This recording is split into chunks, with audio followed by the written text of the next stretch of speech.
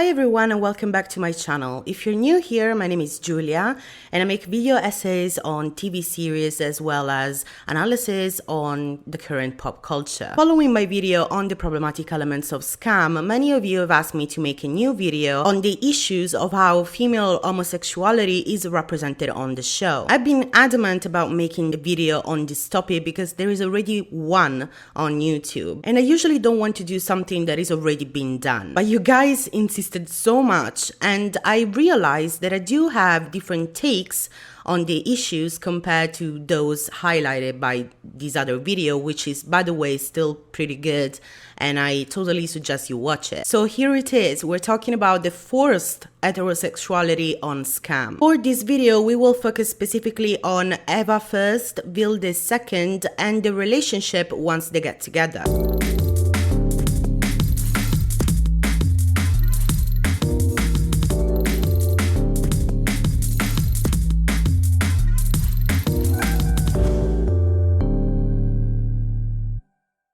Each season of Skam not only focuses on one character for the most part, but also focuses on one specific topic, which is particularly related to that character. For Isaac, that's coming out and coming to terms with his sexuality. Sana's is the obvious contrast between a religious upbringing and the modern lifestyle of her peers. Nora's, I guess, is about letting down her defenses and allowing herself to fall for William. Eva's journey is clearly one of discovery and self-identification. When season 1 starts, Eva's only signifier is being Jonah's girlfriend, not only in his group of friends, but generally as an individual. Vi ska till Elias. Jag ringer dig sen. Okay.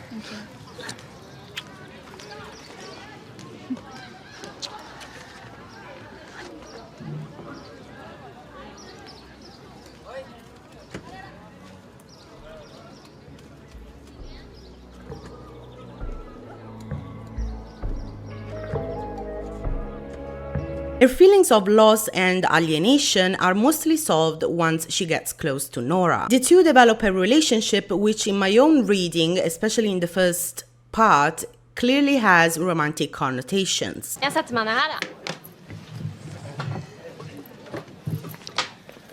Nej. Eller... What? I don't think this was simply a fan's wish, but rather something they implicitly got from what they were watching that pushed so many people to believe that Eva and Nora would be canon. That is, before William is clearly introduced as a romantic interest for Nora. Once that happens and Nora starts to get more interested in William, Eva and Nora go from spending most of their time together to a complete halt of their relationship. Eva starts detaching herself from Nora, and although not explicitly stated, as it was the case with Jonas, Skam does show us how difficult that is for Eva, which clearly goes off the rails, start being drunk all the time.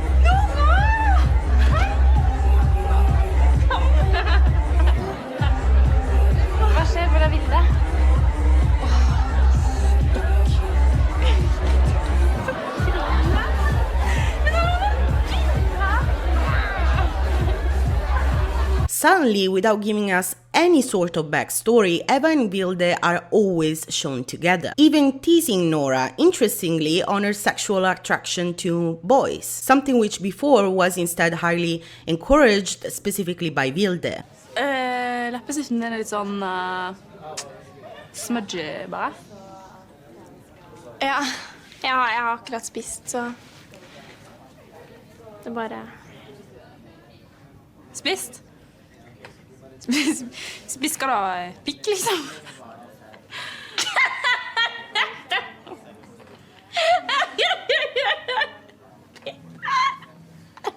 I think Eva's journey and behavior would have been particularly poignant if Skam would have given explicit recognition to those cues and how this would have left Eva discovering her bisexuality. Eva's behavior then, from freeing herself from a standard relationship with Jonas, getting close to Nora, and going off the rails once Nora starts showing feelings for William, moving on to Vilde and forming a close relationship with her, practically kissing her all the time.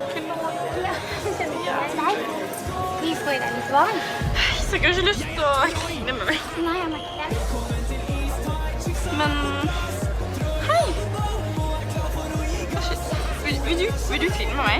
All of this wouldn't make real sense. The most important relationship that Eva has in the whole series really, but most importantly after Jonas, is that with Chris. However, while her relationship with Chris is portrayed as highly sexual, but it is never ridiculed and is later on even legitimized by making a lot of people believe that they would actually be endgame, every time Eva instead gets close to Vilde, the show does everything it can to portray it as toxic, highlighted by Nora's reaction to it, which is not necessarily of disgust, but it's not really just mere annoyance at Eva being drunk, as it was the case, for example, at the previous party at Williams. Jeg må passe på Eva, så ikke hun gjør noe dumt.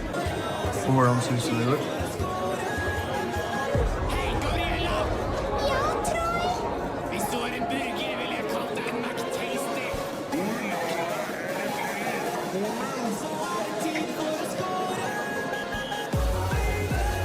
And also is only viewed through the excited eyes of boys, most specifically Chris, which clearly doesn't feel threatened by this relationship that Eva has with Vilde, as it was the case with Jonas, which really signaled two things. One, the over-sexualization of lesbian relationships, and two, that this relationship is not to be taken seriously. And this is a problem because it plays in the most derogatory and stereotypical portrayals of female sexual relationships, which are either portrayed as a pornographic prelude to the arrival of the only real sexual partner, which is obviously a man, and that girls can kiss at a party simply because they're friends, they're having fun, they're drunk, or they're going through a silly phase. Think about it, if these were two males, we would automatically assume that they were gay, because in contrast to males, female sexuality is always, even in recent times, objectified. And the fact that Skam plays on these assumptions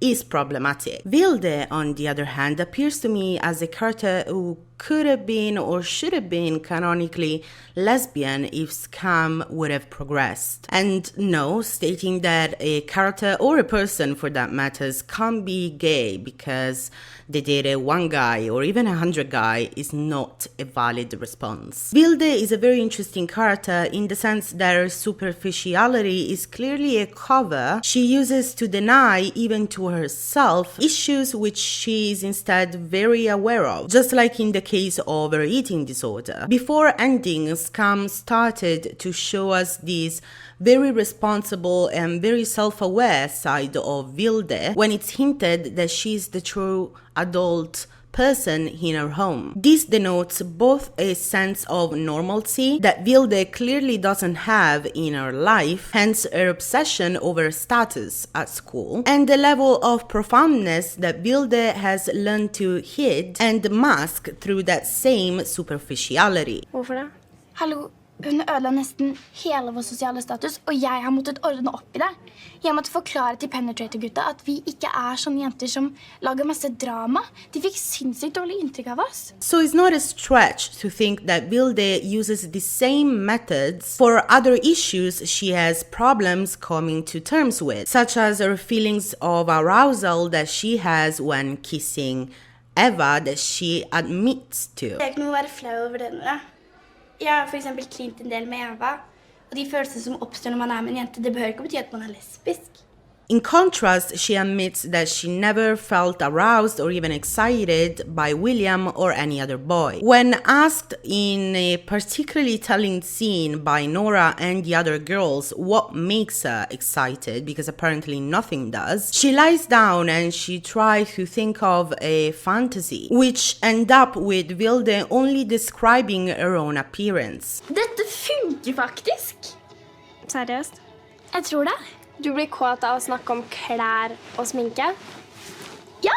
But Vilde is not really too vain or narcissistic. I don't think she was getting aroused by herself or by the mere presence of makeup and dresses, but rather by what they represent.